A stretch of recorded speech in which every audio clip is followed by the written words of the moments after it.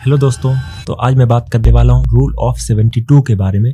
Rule of 72 क्या है, चलिए समझते हैं। रूल ऑफ 72 आपको ये बताता है कि आपके पैसे कितने साल में डबल होंगे। तो इसका फॉर्मूला है कि 72 को आप परसेंटेज ऑफ रिटर्न से डिवाइड कर दें। तो चलिए इसको एग्जाम्पल से समझते हैं। पहला एग्जाम्पल है बैंक का। बैंक आपको 6% का एफडी पर रिटर्न देती है। तो रूल ऑफ 72 के हिसाब से आपका पैसा 72 divide by 6 equal to 12 years में डबल होगा अगर आप बैंक में एफडी कराते हैं तो। दूसरा एग्जांपल है निफ्टी 50 का।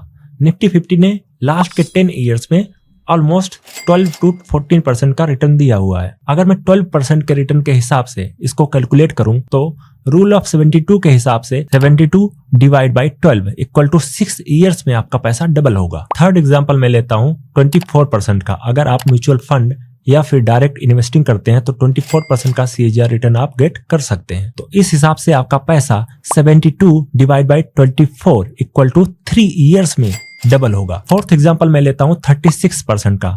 तो रूल ऑफ 72 के हिसाब से अगर आप इसको डिवाइड करेंगे 72 से तो आपका पैसा 72 divide by 36 equal to 2 years में केवल डबल होगा। और अगर आप अपने पैसे को 10 टाइम्स डबल करते हैं तो आपका कितना पैसा बनेगा, चलिए इसे कैलकुलेट करते हैं। तो फर्स्ट टाइम पर डबल करने पर 2, सेकंड टाइम पर 4, थर्ड टाइम पर 8, फोर्थ टाइम पर 16, फिफ्थ टाइम पर 32, सिक्स्थ टाइम पर 64, सेवंथ टाइम पर 128, एट्थ टाइम पर 256, नाइन्थ टाइम्स पर 512 एंड 10th टाइम्स पर 1024।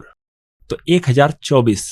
अगर आपने 1 करोड़ रुपए इन्वेस्ट किए तो ये आपका 1024 करोड़ रुपए होगा। और अगर आप 1 लाख इन्वेस्ट किया हुआ है आपने तो ये आपका 10 करोड़ 24 लाख रुपए होगा। तो ये डिपेंड करता है कि आपने कितने परसेंट का CAGR रिटर्न गेट किया हुआ है। अगर आपने 24% का CAGR रिटर्न गेट किया तो ये आपका 30 ईयर्स लगेगा। अगर आपने 36% का CAGR रिटर्न गेट किया है तो ये आपका 20 ईयर्स केवल लगेगा।